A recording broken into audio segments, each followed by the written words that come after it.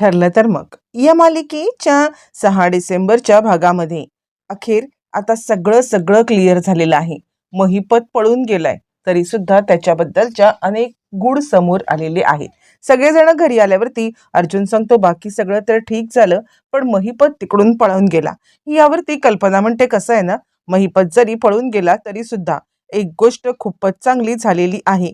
प्रतिमाची स्मृती परत आलेली आहे. त्यावरती प्रतिमा म्हणते हो, आता म्हणजे जोपर्यंत महिपत माझ्यासोबत समोर बोलत होता तोपर्यंत मला काही आठवत नव्हतं. पण ज्या वेळेला महिपतने मला आता त्या झाडाच्या इथे नेलं आणि त्या झाडाच्या इथे नेऊन आता मग त्यांनी त्याच पोझिशन घेतली, जी पोझिशन त्यांनी आता 22 वर्षापूर्वी घेतली होती. आणि त्यावेळेला तो माझ्या जवळ तसाच आला, ज्याच्यामुळे आता मला सगळ्या गोष्टी आठवायला लागल्या.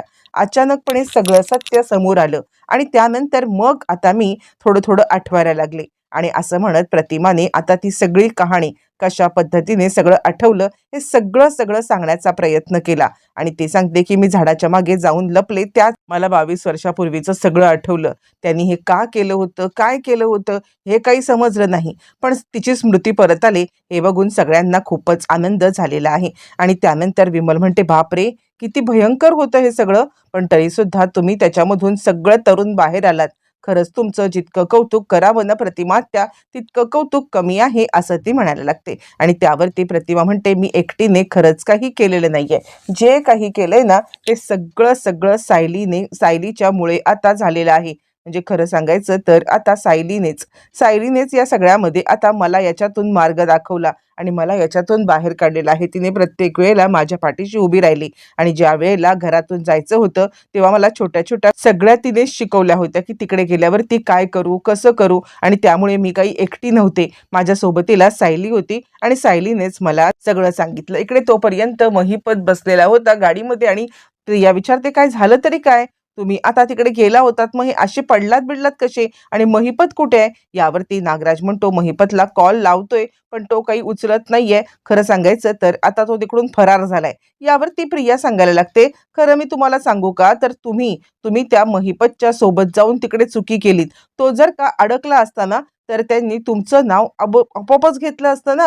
म्हणजे आता त्यांनी तुमचं नाव घेऊन सांगितलं असतं की नागराजनीच मला 22 वर्षापूर्वी सांगितलं होतं हा अपघात करायला, मग तो पकडला गेला असता तर तुम्ही पण पकडला गेला असतात. यावरती नागराज म्हणतो नाही नाही, महिपत अशी चीज आहे ना की तो सहजासहजी पकडला जाणार नाहीये.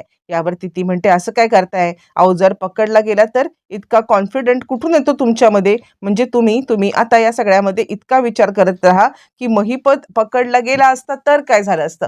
यावरती नागराज म्हणतो नको ग थांब जरा. आणि तो महिपतला कॉल लावतोय तरी महिपतचा कॉल काही लागत नाहीये. आणि त्यानंतर मग आता तो म्हणतोय काय माहिती महिपत कुठे गेला असेल. मग तो महिपतच्या गुंडांना कॉल लावतो, काय रे महिपत शेठ कुठे गेले. यावरती गुंड सांगायला लागतात अहो ते म्हणजे तिकडून जंगलातून परण्यामध्ये फरार झालेले आहेत.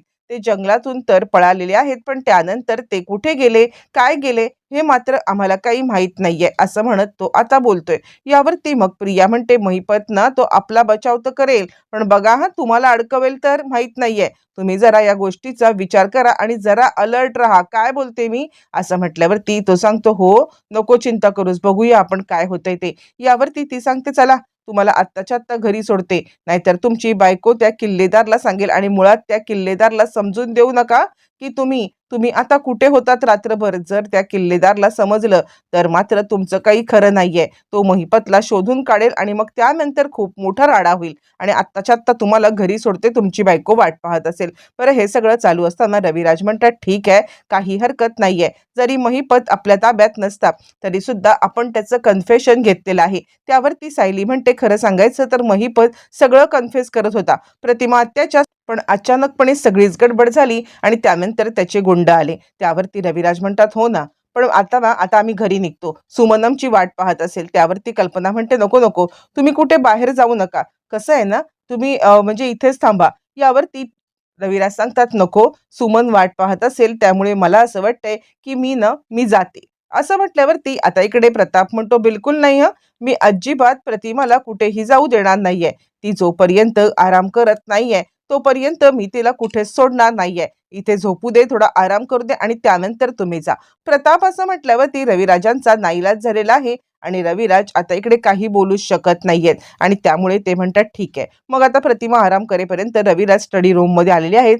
सायली अर्जुन सुद्धा तिकडे आलेले आहेत आणि त्यावरती रविराज म्हणतात मी पोलिसांना फोन लावला होता पण ते अजूनही महिपतला पकडण्यामध्ये काही यशस्वी झालेले नाहीयेत आणि ते पुन्हा एकदा कॉल लावतात सुमनला. त्यावेळेला सुमन आता चिंता करत असते. सुमन सांगत असते हे भाऊजी अहो म्हणजे तुम्ही कसे आहात? मला खूपच चिंता तुमची वाटत होती. म्हणजे तुम्ही आला का नाहीत अजून घरी? ठीक आहे ना सगळं? प्रतिमा म्हणजे वहिनी ठीक आहेत ना? यावरती आता लगेचच सांगायला लागतो म्हणजे तो आता रविराज सांगायला लागतात सुमन तू नको काळजी करूस. हे बघ नागराज आहे ना तुझ्यासोबत? यावरती लगेचच आता सांगायला लागते सुमन नाही भाऊजी अहो ते तर रात्रीच गेलेले आहेत. रात्री बाहेर गेलेत ते अजून तरी आलेले नाहीयेत. असं म्हटल्यावर ते लगेचच आता इकडे रविराज म्हणायला लागतात काय बोलतेस सुमन तू? अगं मग तो इतक्या रात्री गेला तरी कुठे? म्हणजे मला तर काहीच कळत नाहीये की त्यांनी इतक्या रात्री कुठे जायचं. यावरती सुमन थोडीशी गडबडते आणि भाऊजी अहो एक गोष्ट सांगू का? म्हणजे आता ते ना त्यांचं काय मला कळलंच नाही. ते खरं तर गेले होते काल रात्री माझ्या आत्याच्या इथे. ज्या वेळेला ते माझ्या आत्याच्या इथे गेले होते ना आणि त्याच वेळेला तिकडून यावरती रविराज चिडतात मग काय आत्याकडून तो अजूनही आलेला नाहीये? यावरती ती सांगते नाही भाऊजी अहो आत्याकडून तर ते आले पण नंतर म्हटले की मला काहीतरी काम आहे. काम आहे म्हटले आणि म्हणून तिकडून ते सटकले आणि सटकले ते निघूनच गेले. माहित नाही ते कुठे गेले. असं म्हणत मग आता ती बोलते त्यामुळे तो म्हणतो तू चिंता करू नको मी बघतो आल्यावरती कुठे गेला होता ते. असं म्हणत मग आता रविराज सुद्धा जरा चिडलेत आणि काय गरज पडली ह्याला जाण्याची असा ते विचार करतायत. बरं हे सगळं चालू असताना तोपर्यंत मग आता ती सांगते की वहिनी बऱ्या आहेत ना? त्यावर रविराज म्हणतात हो ठीक आहे. इकडे तोपर्यंत प्रिया आता टपरीवरती आलेली आहे नागराजला घेऊन. नागराज आणि प्रिया टपरीवरती आहेत. दोघ जण चहा पित आहेत आणि त्याच वेळेला प्रिया सांगते मला कळत नाहीये तुम्ही बघा एकदा महिपतचा काय ठाव ठिकाणा कुठे दडून बसलाय ते. यावरती नागराज म्हणतो नाही कुठे गेलाय काय कळायला मार्ग नाहीये काय समजत नाहीये. यावरती ती म्हणते बघा तरी. मग आता नागराज एक काम करतो. नागराज पुन्हा एकदा महिपतच्या दुसऱ्या माणसाला कॉल करतो. नागराजने महिपतच्या दुसऱ्या माणसाला कॉल केलाय आणि त्यानंतर मग आता नागराज सांगतोय की काय रे महिपत शेठ कुठे आहेत? यावरती तो म्हणतो महिपत शेठ ना तिथे एक जंगलात टेम्पो भेटला होता. त्या टेम्पोतून महिपत शेठ निघून गेले पण ते कुठे निघून गेले काय निघून गेले याच्याबद्दल काहीच माहिती नाहीये. म्हणजे महिपत शेठ त्यावेळेला होते पण त्यानंतर त्यांचा कॉल लागत नाहीये काहीच नाही. कुठून कुठे गेले फरार झाले काहीच समजायला मार्ग नाहीये. आणि त्यावेळेला तो सांगायला लागतो की तुला काय फोन बिन? यावर तो म्हणतो नाही नाही मला फोन वगैरे काहीच आला नव्हता. मला खरं तर आता काहीच कळत नाही की ते कुठे गेलेत. यावरती तो म्हणतो ठीक आहे जर का तुला याच्याबद्दल काही कळलं तर मला नक्की कळव आणि मला सांग. असं म्हटल्यावर ती प्रिया म्हणते हे बघा आता तुम्ही घरी जा. घरी जाऊन जरा आराम करा आणि आता तुमच्या बायकोला पण समजवा की त्या रविराज किल्लेदारच्या समोर आता काहीतरी मूर्खासारखं बडबड बडबड करू नकोस. नाहीतर नाहीतर तो रविराज किल्लेदार लगेचच सगळं आपल्याकडून काढून घेईल आणि त्यानंतर मग आता काहीच करता येणार नाहीये. कळतंय का? असं म्हटल्यावरती आता इकडे प्रिया त्यांना समजावून सांगते आणि काका आता आपल्याला एक राहायला पाहिजे कारण हा महिपत कधीही तुमच्यावरती उलटू शकतो. ही गोष्ट तुम्ही आता लक्षात ठेवा. मुळातच जर का महिपतने तुमचं नाव घेतलं किंवा तो पकडला गेला आणि तुमच्याबद्दल बोलला की तुम्ही त्याला सुपारी दिली होती तर तो काहीही करू शकतो. म्हणजे मुळातच मुळातच महिपत हा कधीही तुमच्यावरती उलटू शकतो आणि कधीही तुम्हाला दगा देऊ शकतो. ही गोष्ट तुम्ही विचार केली पाहिजे.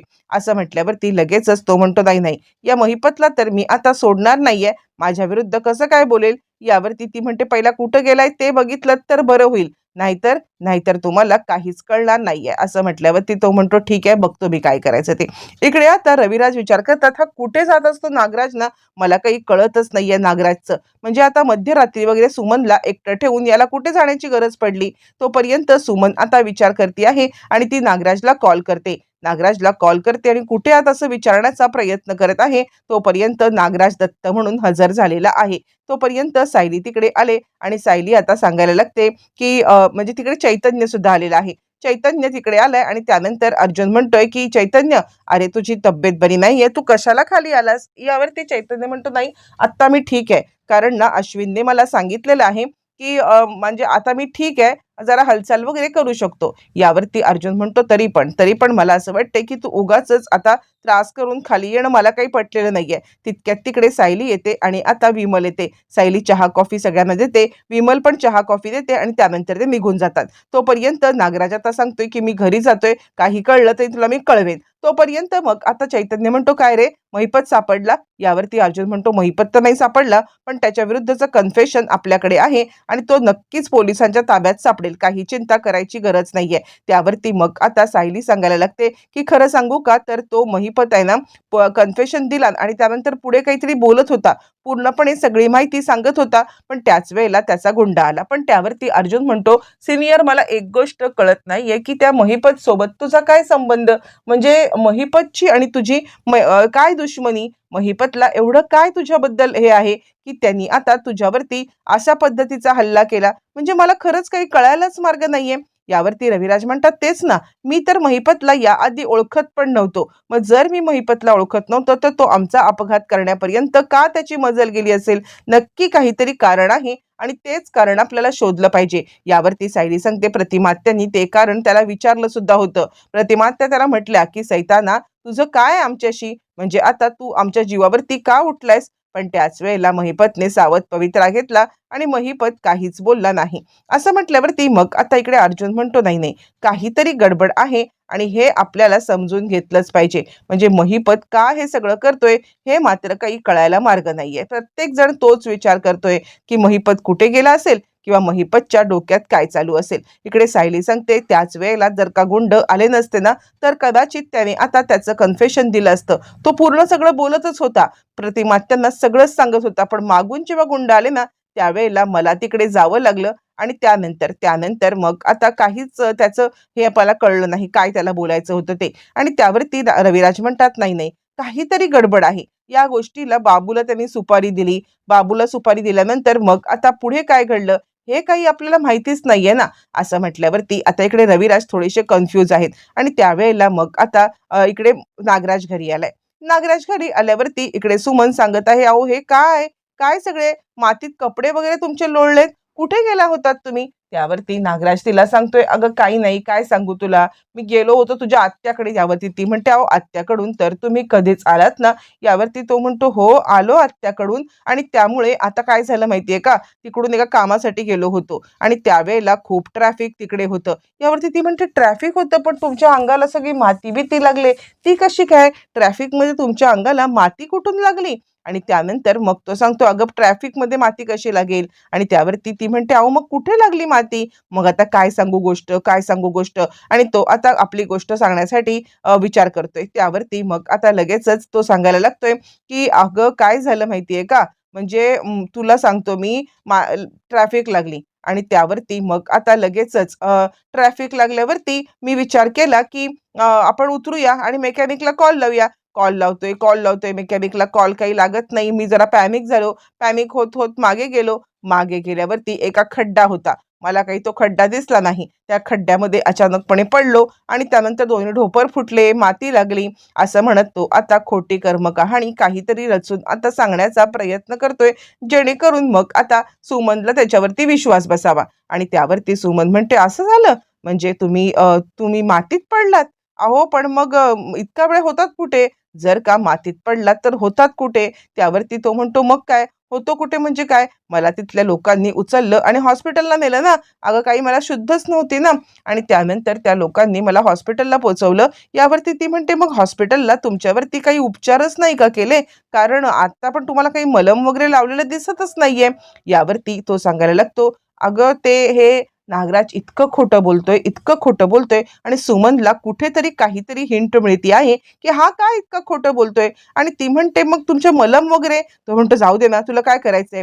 इकडे तोपर्यंत आता ह्यांच्या केसच्या गप्पा गोष्टी चालू आहेत आणि त्यावरती रविराज सांगतायत की त्याची माझ्याशी काय दुश्मनी आहे हे फक्त आणि फक्त तोच सांगू शकतो. त्यालाच या सगळ्यामध्ये काही झालं तरी सुद्धा हे सांगायला लागणार आहे, म्हणजे पण तो आपल्याला भेटला पाहिजे ना, तो भेटल्याशिवाय पुढच्या गोष्टी क्लिअर होणार नाहीयेत. इकडे असं म्हटल्यावरती मग आता सायली आपल्या रूम मध्ये झोपायला आले. ज्या वेळेला सायली झोपायला आले त्यावेळेला अर्जुन म्हणतो खरं तर महिपत सापडायला पाहिजे होता, पण तू इतकी डिस्टर्ब का आहेस? यावरती सायली म्हणते मला स्वतःलाच काहीच कळत नाहीये. अर्जुन म्हणतो ती सांगते, "मी खरं तर अस्वस्थ वेगळ्याच कारणामुळे आहे." म्हणजे त्या घटनास्थळी म्हणजे प्रतिमा आत्यांना सगळं आठवणं इथपर्यंत बरोबर आहे. त्यांनी सगळं बोलणं हे पण बरोबर आहे. पण त्यावेळेला मला पण काही गोष्टी आठवत होत्या. आता मला का गोष्टी आठवत होत्या किंवा मी या सगळ्यामध्ये तिकडे होते का? मला का हे सगळं आठवतंय? मला काहीच कळायला मार्ग नाहीये. त्यावेळेला मला आता चक्कर पण येत होती आणि मला आता काही गोष्टी समजत पण होत्या. पण असं का होतंय? मला का चक्कर येत होती? प्रतिमा आत्यांची गोष्ट एक वेळ ठीक आहे. त्या ज्यावेळेला सांगतायत त्यावेळेला त्यांना आता काही गोष्टी आठवत असतील किंवा त्या बोलतायत, पण मला या गोष्टी आठवण्याचं काहीच कारण नाहीये ना. मग मी का ह्या सगळ्यामध्ये अस्वस्थ झाले होते? खरंच काही कळायला मार्ग नाहीये. आत्ता सुद्धा ज्यावेळेला विषय निघतोय ना, त्यासुद्धा वेळेला मला आता तेच सतत आठवत आहे. काहीच कळायला मार्ग नाहीये. यावरती अर्जुन म्हणतो, "तू सतत तोच विचार करती आहेस ना, म्हणून कदाचित तुला या सगळ्याचा त्रास होत असेल. तू तो विचार सोडून दे बरं." यावरती ती म्हणते, "तसं नाहीये. काहीतरी आहे जे माझ्यापासून आता इकडे लपतंय." बरं, दुसऱ्या दिवशी अर्जुन सायली यांचा वाढदिवस आलाय प्रेक्षकांनो. अर्जुन आणि सायली यांचा वाढदिवस एकाच दिवशी आहे आपल्याला माहिती आहे. मग सगळेजण त्यांना आता सेलिब्रेट करायला लागतात. सगळेजण त्याच दिवशी वाढदिवस सेलिब्रेट करत असतात आणि नेमकं आता सायलीला सगळी घटना तिच्या डोक्यामध्ये रिकॉल व्हायला लागते. ज्यावेळेला सायलीला सगळी घटना रिकॉल व्हायला लागते आणि त्याच वेळेला आता इकडे ती सगळं आठवायला लागते. पुन्हा तिला चक्कर यायला लागते. चक्कर आल्यावरती ती आता पुन्हा डिस्टर्ब होते. तोपर्यंत महिपतच्या बंगल्याबाहेर लावलेले आहेत पोलीस तैनात. पोलिसांनी ज्यावेळेला महिपतला तैनात लावले, तोपर्यंत साक्षी तिकडे खबरबात काढायला आले आणि प्रिया तिकडे पोहोचलेली आहे. एकाच वेळेला साक्षी प्रिया तिकडे आल्यात. प्रियाने साक्षीला पाहिलेलं आहे आणि आता तिला कळलंय की साक्षी जिवंत आहे.